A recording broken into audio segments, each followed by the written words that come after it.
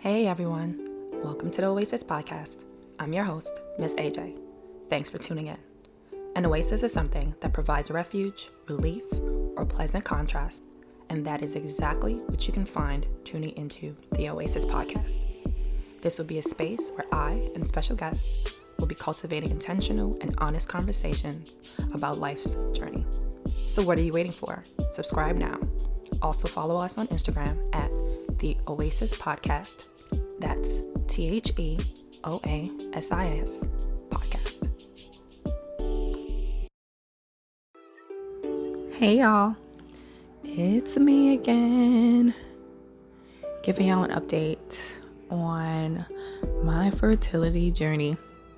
So I had my first appointment today with the reproductive endocrinologist, aka I'm gonna call her the fertility doctor, and she was actually nice in person too, real pleasant, real nice. She took her time to talk me through some things during the exam. So today I got tested so I did some blood work, but I also did transvaginal sonogram. Those of you who know what that is, okay? Those who don't, they take a wand and they insert it into your vagina so that they can check to see what your uterus looks like, what your ovaries look like. If there's, they check for the size of everything, but also to see if you have fibroids or any type of things in your reproductive organs that might need to be addressed. And no surprise is that I have fibroids, which run in my family. But the surprise that came for me was the size of my fibroid, which had gotten bigger than I last recall. Last time I think I got tested, they said that it was about pea-sized, which wasn't a big deal at the time, which is maybe a year and a half ago, maybe 2 years. Now it is probably the size of, she said 3 centimeters. When she showed me with her fingers, it looks like the size of like a really small tangerine, a clementine, I don't know. But it makes a lot of sense because my cycles have been a lot heavier, and in between I've been having a lot more like cramping and things of that nature. So it makes sense that it has grown because my cycle has evolved from since these past few years. So that makes sense. But it is a little scary too because she did mention that because of where the fibroid is located, is pushing into my uterine cavity. So that can inhibit fertility. Or if I do get pregnant, that can be an issue when the fetus starts to grow. So I will have to possibly get it removed. And she said the healing process for that would take up to a year. So, I mean, I ain't got no man now, so it'll be good. Probably to get that done. So by the time, I'm all healed up, I might have a man by then. So, I mean, that was a little scary for me. I ain't gonna hold you.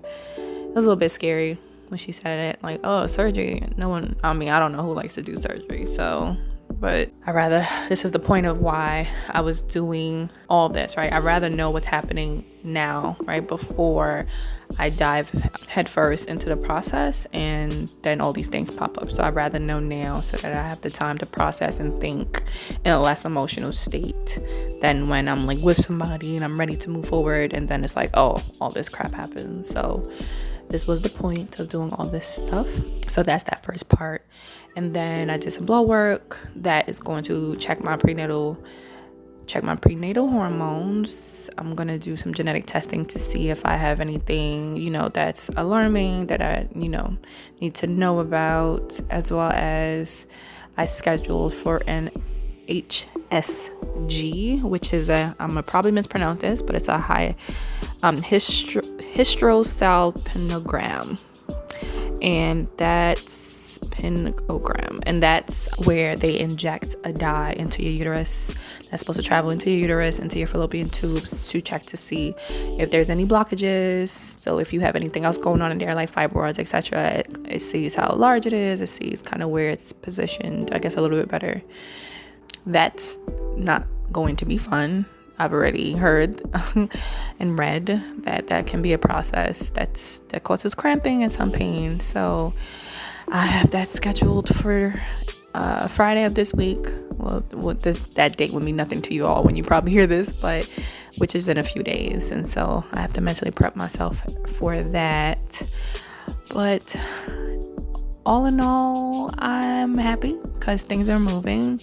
So I'm happy / excited, but also a little sad, I guess. I don't know. I was a little sad in the office, even though they wouldn't have let anyone in there with me because, it's COVID times. But just, again, that thought of like, oh, I'm going through this process by myself, doing all this testing. And then after like hearing about the whole, the fibroid thing, if and when, which I probably will get the fibroid removed, might have to do that whole process solo.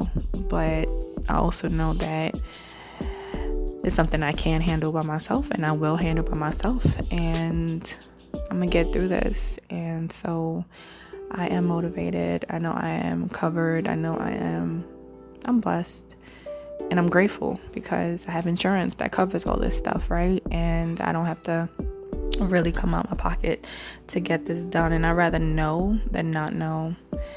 And so that is where I'm at so far, and I'll keep you all updated. Thank you for tuning into this week's episode of the Oasis podcast. I hope you were able to find something that resonated with you on your journey. Don't forget to subscribe, share this episode, and like us on Instagram at the Oasis podcast.